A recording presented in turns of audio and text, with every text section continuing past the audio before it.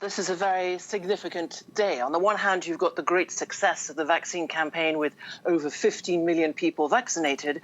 But on the other hand, what some critics are saying is a very late implementation and launch of a completely new quarantine policy, a very tough one.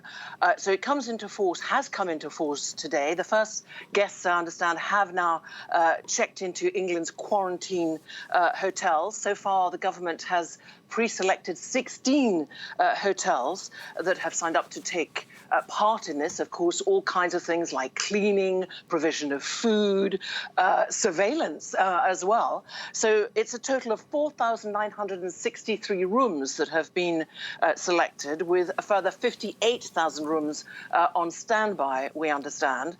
And that is for people who are flying into England, trying to fly into England from a list of 33 countries including Portugal, South Africa and Brazil. And as far as the last two I just mentioned, you'll notice we know that there are, of course, variants that have been identified coming from Brazil and South Africa. So it is to lower the number of infections and stop people who are possibly infected or who might not know that they're infected.